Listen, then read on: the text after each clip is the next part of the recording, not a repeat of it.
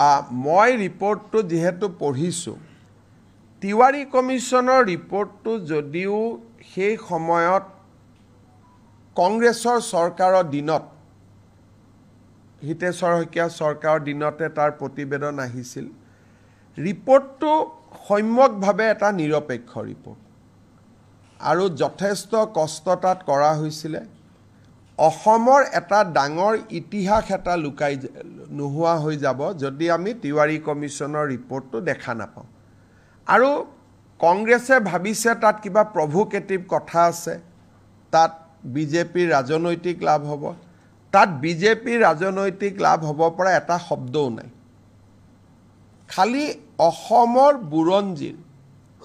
ডাঙৰ ইতিহাস এটা নোহোৱা হৈ যাব যদি তিৱাৰী কমিশ্যনৰ ৰিপৰ্টটো ৰাইজৰ সন্মুখত নাথাকে গতিকে ই এটা একাডেমিক এক্সাৰসাইজ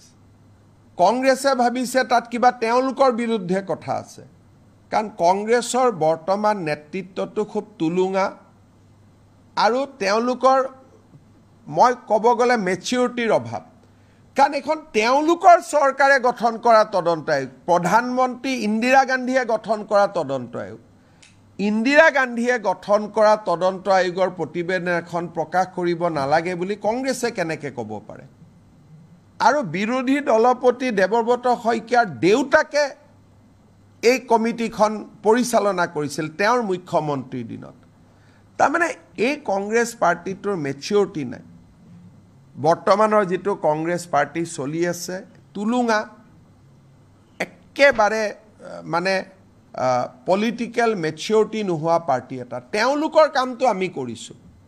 আৰু আমি কিমান অপেন কালি আমাক আছুৱে কৈছে আৰু ৰিপৰ্টত আছুৰ ওপৰতহে কিছুমান নিগেটিভ আছে কালি আছুৱে মোক কৈছে যে নহয় আমি জানো আমাৰ ওপৰত নিগেটিভ আছে কিন্তু তথাপিতো এইখনো সদনত আহক কাৰণ আন্দোলনৰ ইতিহাসৰ ই এটা অংশ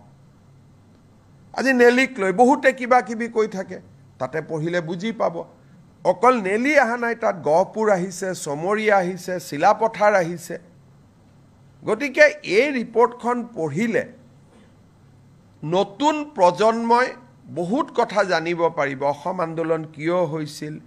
কিয় হ'বলগীয়া হ'ল আৰু সেই সময়তে তিৱাৰী কমিশ্যনে সাংবিধানিক ৰক্ষা কবচ ৰিকমেণ্ড কৰি গৈছিল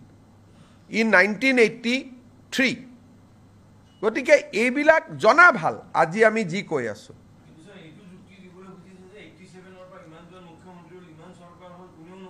হিমন্ত বিশ্ব শৰ্মা সকলো কামতে ব্যতিক্ৰম নাই টাটা সেমিকন্ডাক্টৰ বেলেগ কোন মুখ্যমন্ত্ৰীয়ে কৰিলে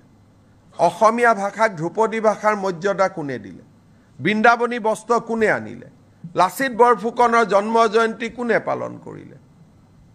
সুকাফাৰ নামত বিশ্ববিদ্যালয় কোনে কৰিলে টি গাৰ্ডেনৰ শ্ৰমিকক মাটিৰ অধিকাৰ কোনে দিলে গতিকে আমাৰ চৰকাৰখনটো ব্যতিক্ৰমী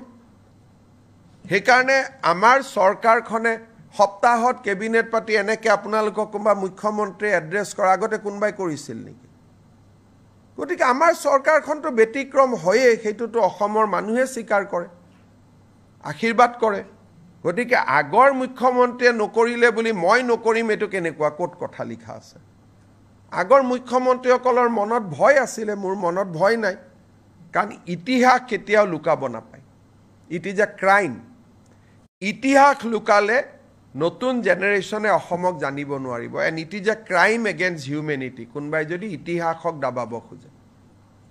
আৰু বিধানসভাৰ লাইব্ৰেৰীত ইয়াৰ কপি এটা আছেও আজিও আছে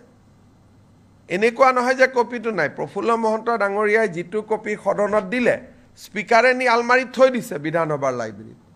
আজিও আপোনালোকে চাব পাৰে গতিকে এটো কোনো সিক্ৰেট ডকুমেন্টটো নহয়